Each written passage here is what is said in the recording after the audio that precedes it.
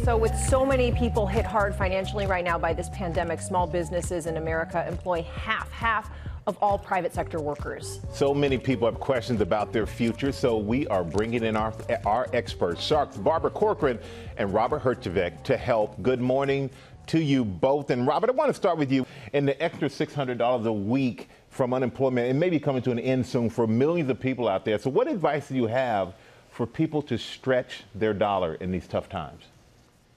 Well, Michael, good morning. I think that people have to get ready for the long haul. When all of this started, we used to say hell is coming. Now we think hell has come and gone, but we're in for a protracted long winter. Cut back where you can, hoard your savings. And Barbara, we know that millions of people who are eligible still haven't received those unemployment or those stimulus checks. How do they go about getting those now? Well, it's not an easy thing to do because it takes a tremendous amount of patience, a lot of phone calling and going back again and again. One thing you should be aware of, when the government calls you back, they're using people in their own homes who are often calling on their home phone numbers. So as you're waiting for the call back, you often miss it because you don't recognize the phone number. I would say most people aren't aware of that. All right, we just got those jobless numbers in. 1.4 million out of work last week alone. That is a huge number right there. So we're going to turn now to some questions from our viewers because these are extra important at this time. The first one comes from Alex Bernstein, excuse me. She is a small business owner. She sells women's undergarments. Let's take a listen. In today's climate, when is it the right time to walk away from the stability of your regular job and devote all your time and energy to your new business? Okay, Barbara, we're going to start with you. You want to take a crack at that? Yeah, of course. Alex, I think it all depends on your appetite for risk.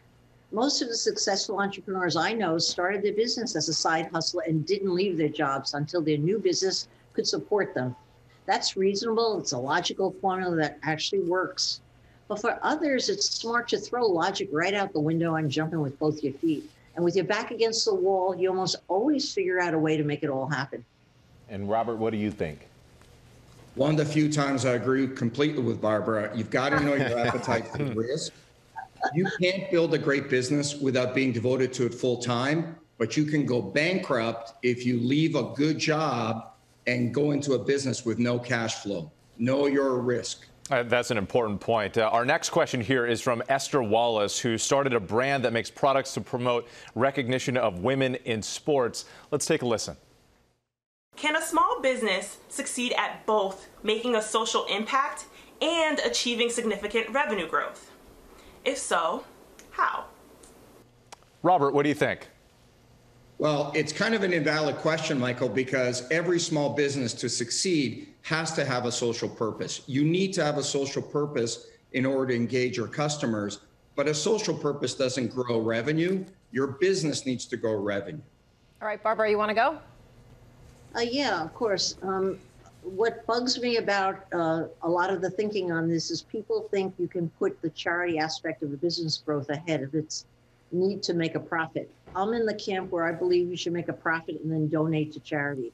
I think you too often get those two things totally mixed up, and it's a downfall for a lot of businesses today. All right, and we have one more for you guys. Our next viewer question is from Ron Robinson, who owns a beauty and skincare business. Take a listen. Hi Sharks, Ron Robinson here, cosmetic chemist and owner of BeautyStat Cosmetics. As I invest in raw materials to create my premium skincare products, given the economic uncertainty, what should I look out for as we go into the fall season? And Barbara, we're going to start with you. What's your advice? Ron, you're smart to look ahead and you're on the right track.